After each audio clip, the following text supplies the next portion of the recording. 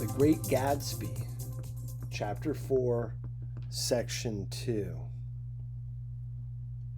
At 9 o'clock, one morning late in July, Gatsby's gorgeous car lurched up the rocky drive to my door and gave out a burst of melody from its three-noted horn. It was the first time he had called on me, though I had gone to two of his parties, mounted in his hydroplane, and, at his urgent invitation, made frequent use of his beach. "Good morning, old sport. You're having lunch with me today, and I thought we'd ride up together." He was balancing himself on the dashboard of his car with that resourcefulness of movement that is so peculiarly American, that comes, I suppose, with the absence of lifting work or rigid sitting in youth, and even more with the formless grace of our nervous, sporadic games. This quality was continually breaking through his punctilious manner in the shape of restlessness. He was never quite still. There was always a tapping foot somewhere or the impatient opening and closing of a hand. He saw me looking with admiration at his car. "It's pretty, isn't it, old sport?" He jumped off to give me a better view. "Haven't you ever seen it before?" I'd seen it. Everybody had seen it. It was a rich cream color, bright with nickel, swollen here and there in its monstrous length with triumphant hat boxes and supper boxes and tool boxes, and terraced with a labyrinth of windshields that mirrored a dozen suns. Sitting down behind many layers of glass in a sort of green leather conservatory, we started to town. I had talked with him perhaps half a dozen times in the past month and found, to my disappointment, that he had little to say. So my first impression, that he was a person of some undefined consequence, had gradually faded, and he had become simply the proprietor of an elaborate roadhouse next door.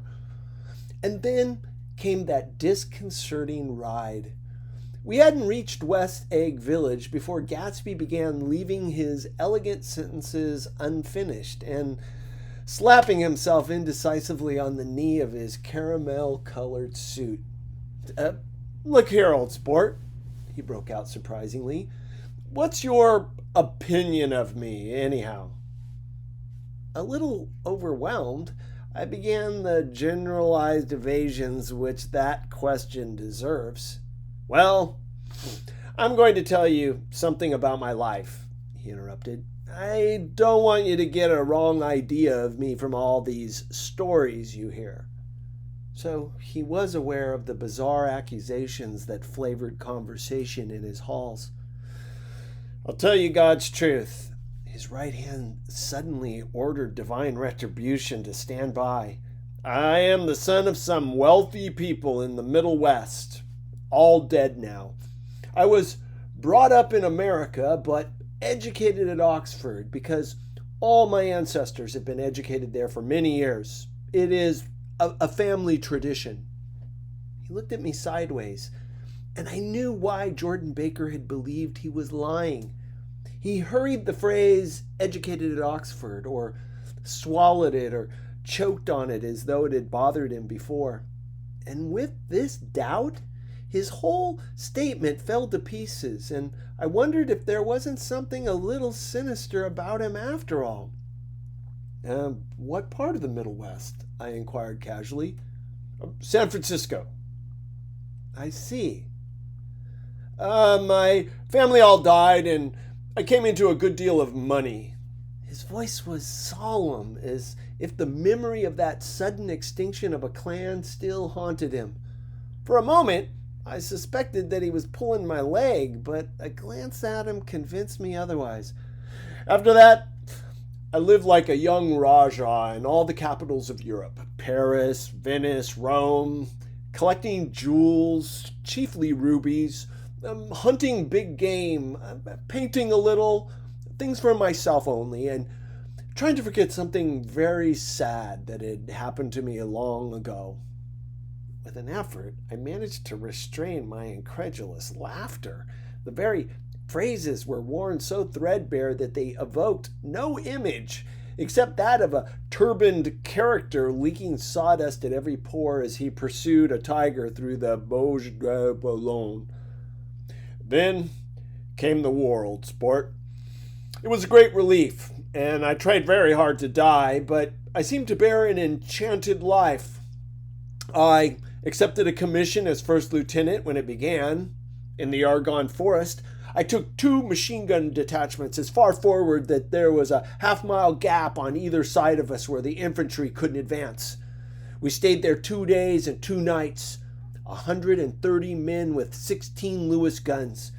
And when the infantry came up at last, they found the insignia of 3 German divisions among the piles of dead.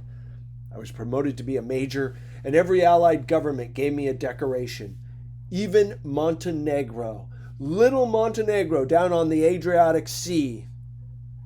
Little Montenegro. He lifted up the words and nodded at them with his smile. The smile comprehended Montenegro's troubled history and sympathized with the brave struggles of the Montenegrin people. It appreciated fully the chain of national circumstances which had elicited this tribute from Montenegro's warm little heart. My incredulity was submerged in fascination now. It was like skimming hastily through a dozen magazines. He reached in his pocket, and a piece of metal slung on a ribbon fell into my palm. "That's the one from Montenegro." To my astonishment, the thing had an authentic look. "Orderi di Danilo," ran the circular legend. "Montenegro Nicholas Rex. Turn it."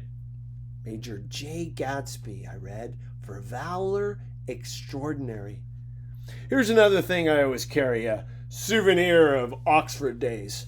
It was taken in Trinity Quad. The man on my left is now the Earl of Dorchester.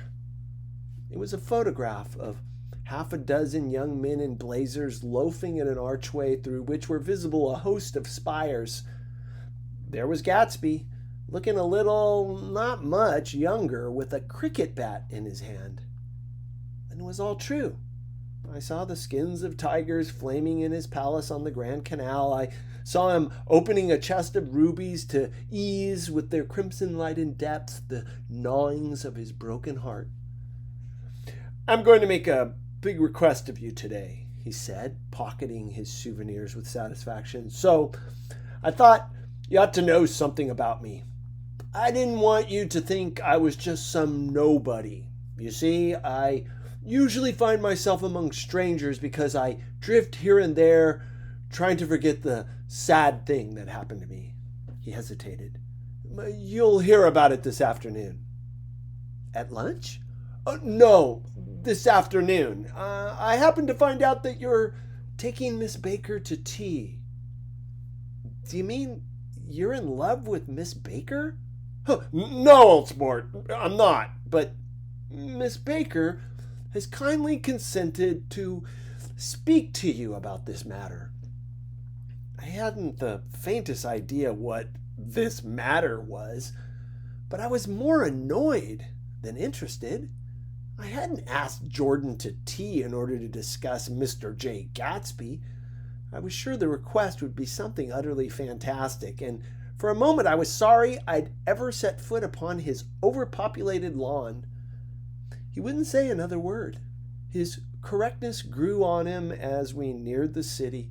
We passed Port Roosevelt, where there was a glimpse of red-belted ocean-going ships, and sped along a cobbled slum lined with dark, undeserted saloons of the faded gilt 1900s. Then the Valley of Ashes opened out on both sides of us, and I had a glimpse of Mrs. Wilson straining at the garage pump with panting vitality as we went by.